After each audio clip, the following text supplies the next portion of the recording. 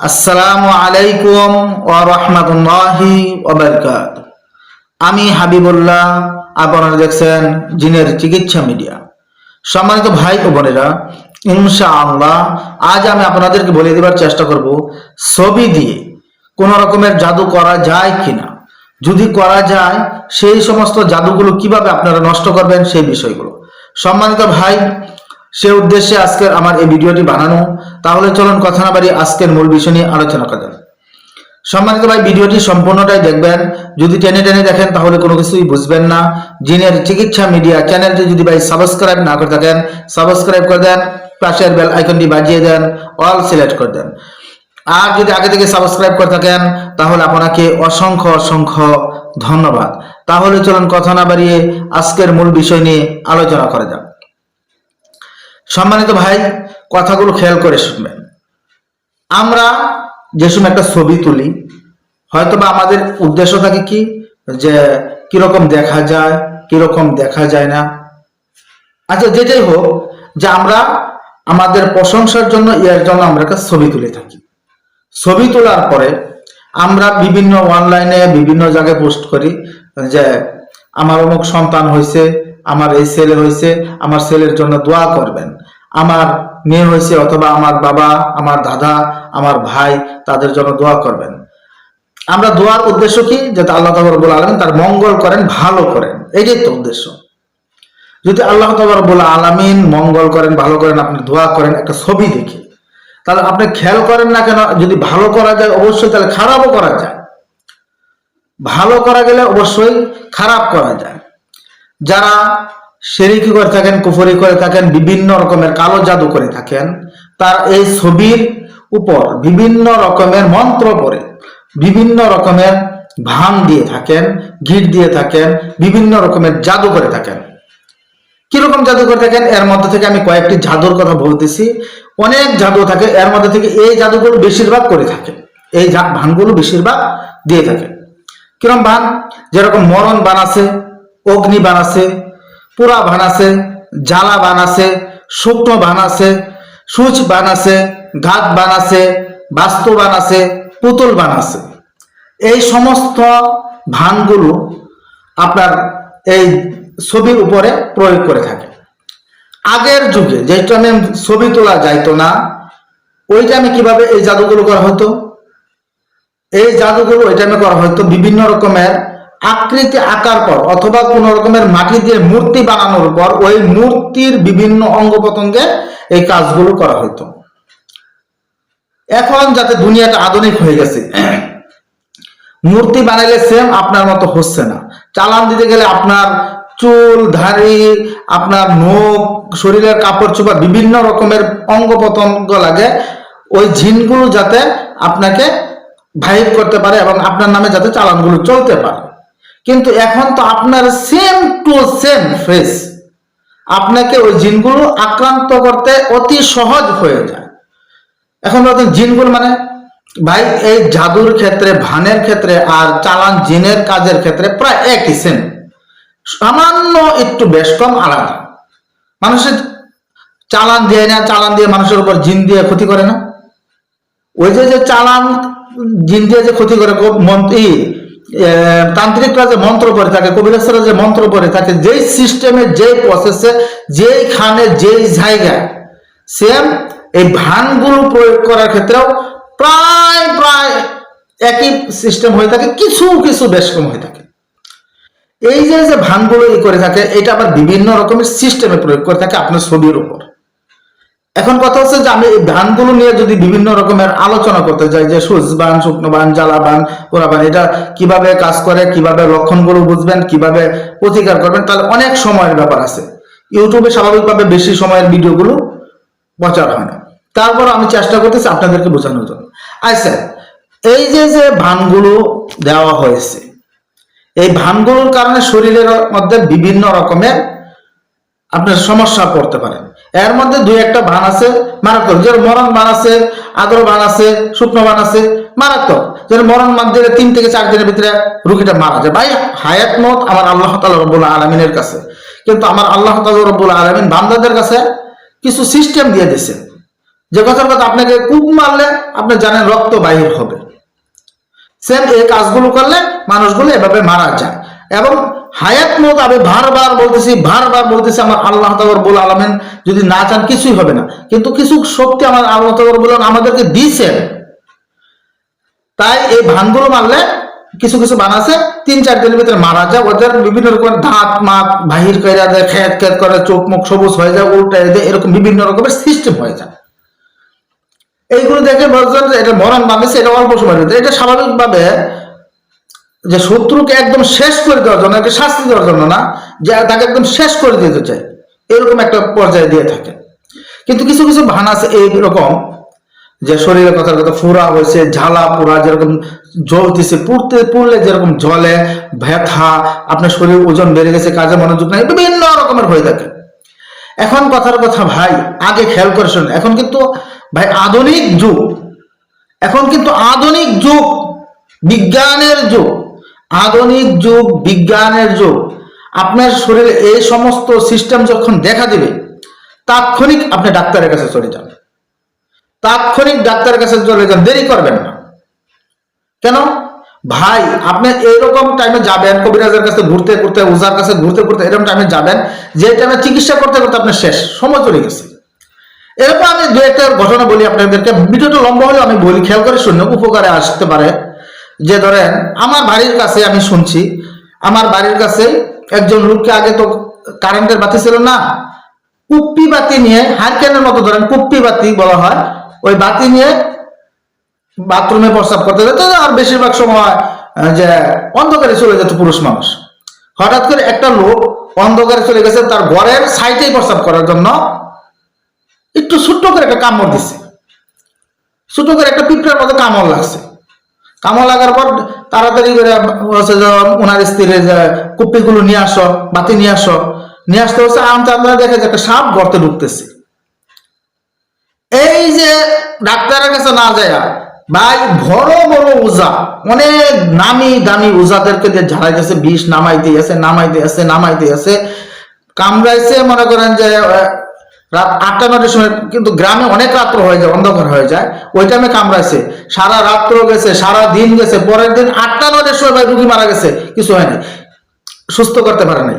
এই রুগীটা যদি আল্লাহ তাআলা রাব্বুল আলামিন চাহেন যে এটা যদি হাসপাতালে চলে যেত, চেষ্টা করে দেখা যেত ভাই, আধুনিক যুগ, বিজ্ঞানের যুগ, তাহলে এরকম কোনো সময় নষ্ট করবেন না উজার কাছে যাওয়ার যায়।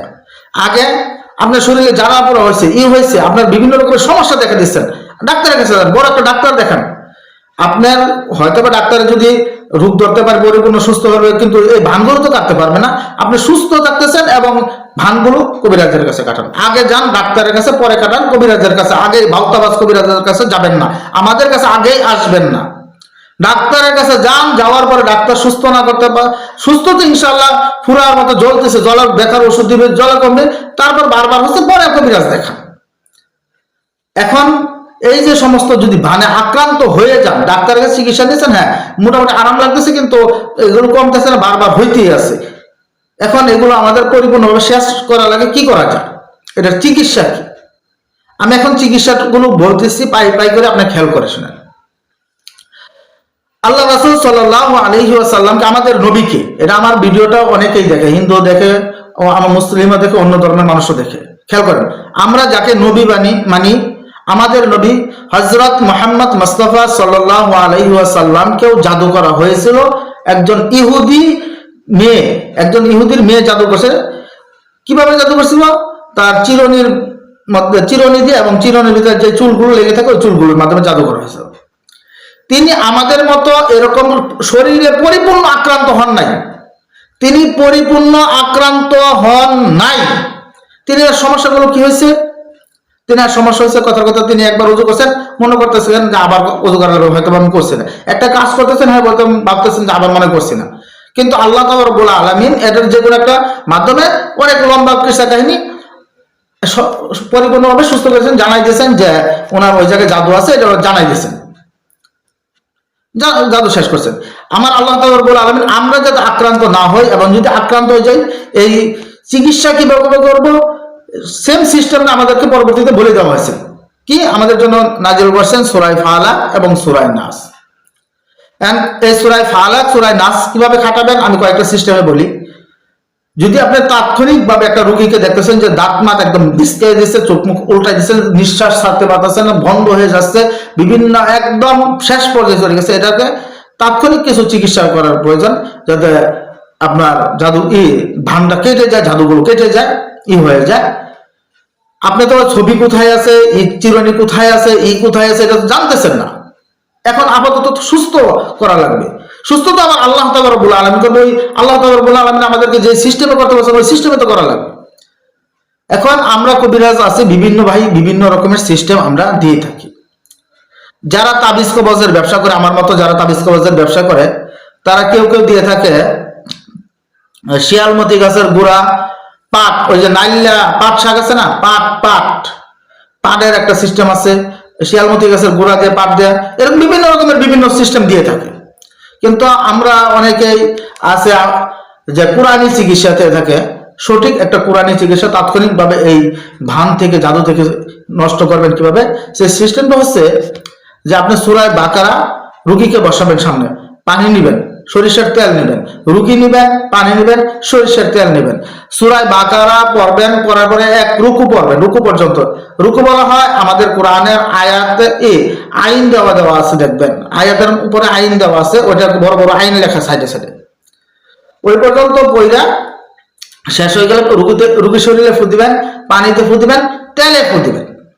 ফু দেওয়ার পরে সূরা ফালাক পড়বেন, সূরা নাস পড়বেন, সূরা ফালাক শেষ, রুগী শরীরে ফু, পানিতে ফু, তেলে ফু। সূরা নাস পড়বেন, পানিতে ফু, রুগী শরীরে ফু, তেলে ফু। তারপরে আবার শুরু করবেন দ্বিতীয় রুকু থেকে। ওই রুকু থেকে শুরু করে আবার আরেক রুকু পড়ে বললে আবার পানিতে ফু, তেলে ফু, রুগী শরীরে ফু। আবার সূরা ফালাক পড়বেন, রুগী শরীরে ফু, পানিতে ফু, তেলে ফু। নাস পড়বেন, রুগী শরীরে ফু, পানিতে ফু, তেলে ফু। ভাই কথাগুলো উল্টাপাল্টা বলতেছি, রুগীর শরীরে তেল উল্টাপাল্টা, এটা কোনো কিছু না, একটা দিলেই হয়েছে, রুগীর শরীরে তেলে পানিতে দিলেই হয়েছে। এভাবে পড়া শেষ, দ্বিতীয় রুকু শেষ, আবার তৃতীয় রুকুতে এভাবে পুরা সূরা বাকারা শেষ করবেন। প্রত্যেক রুকুতে ফালাক নাস পড়বেন, রুগীর শরীরে তেলে পানিতে ফুক দিবেন। ইনশাআল্লাহ আল্লাহ তাআলা রব্বুল আলামিন চাইলে দেখবেন যে ওই রুগীটার যে একটা বেসকে মেসেজ আছে, বিভিন্ন রকমের ইয়ার কারণে যে সমস্যাগুলো হচ্ছিল ভানের কারণে, জাদুর কারণে, ওটা তাৎক্ষণিকভাবে আরাম পেয়ে যাবে। অনেক পরিপূর্ণ না হলে অনেক আরাম পেয়ে যাবে, অনেক আরাম পেয়ে যাবে। এখন অনেক আরাম পেয়ে যাওয়ার পরে এখন পরিপূর্ণভাবে করার অনেক সিস্টেম আছে। তার মধ্যে থেকে আমি আরো কিছু সিস্টেম বলতেছি। আপনার আপাতত ওই রুগীটাকে সূরা বাকারা সকাল, দুপুর, রাত্র অডিও শোনান। যদি পারেন সরাসরি নিজে পড়ে ফুক দেন, না পারলে অডিও কমপক্ষে মোবাইলের মাধ্যমে সকাল বিকাল শোনান। এবং রাত্রে শোয়ার সময় বিভিন্নভাবে দোয়া করবেন, আল্লাহ তাআলা রব্বুল আলামিনকে বিভিন্নভাবে রাজি খুশি করতে। ইয়া রব্বুল আলামিন, আমি তো তোমারই গোলাম, আমি তো তোমারই বান্দা, তুমি তো আমারই বানাইছো। আল্লাহ আমার কি সমস্যা রয়েছে তুমি আমাকে দেখাই দাও, আমাকে দেখাই দাও। আল্লাহ তুমি না দেখালে যাবো কোথায়, তোমাকে ছাড়া তো আমাদের কোনো রব নাই। এভাবে বারবার আমার আল্লাহর কাছে কাকুতি মিনতি করতেই থাকবেন, ঘুমাই যাবেন, করতে কাঁদতে থাকবেন আর ঘুমাইতে থাকবেন, হঠাৎ ঘুমাই যাবে। এরকম চেষ্টা করেন, ইনশাআল্লাহ আল্লাহ তাআলা রব্বুল আলামিন দেখবেন যে আপনাকে স্বপ্নের মাধ্যমে দেখাই দিবেন। আমার আল্লাহ তাআলা রব্বুল আলামিন বান্দাকে নিরাশ করেন না ভাই।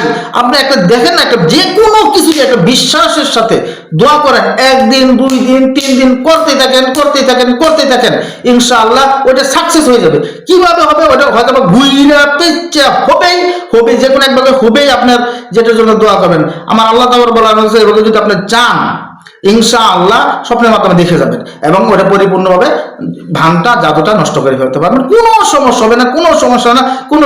ঘাবড়াবেন না। অসুস্থ হয়ে যে সময় যাইতেছেন ভাই, ওই টাইমে আগে আপনার ঝালা পোড়ার জন্য, ধুম আটকার জন্য, এর জন্য আগে ডাক্তারের কাছে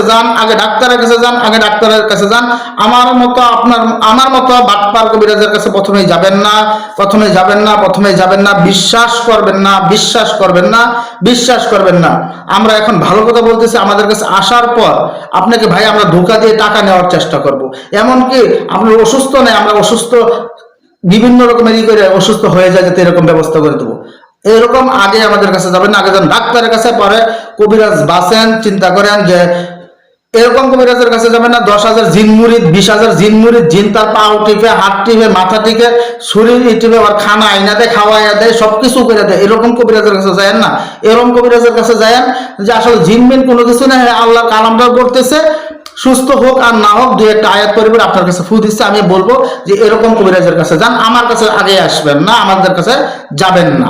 আগে কবিরাজ দেখেন, চিন্তা করেন, পরে যান। কারণ আমরা আপনাদেরকে ধোঁকা দিয়ে টাকা যেভাবে ইচ্ছা ওভাবে নেওয়ার চেষ্টা করব। তাই সম্মানিত ভাই, আমি যে কথাগুলো বললাম খেয়াল করলে, অনেক বোঝার চেষ্টা করলে অনেক কিছু সুন্দরভাবে বুঝে যাবেন। তাই সম্মানিত ভাই, আজকের ভিডিওটি এই পর্যন্তই। ভিডিওটি ভালো লাগলে সকলে আমার জন্য দোয়া করবেন, আমিও ভাই আপনাদের জন্য দোয়া করি। আসসালামু আলাইকুম ওয়া রাহমাতুল্লাহি ওয়া বারাকাতুহু।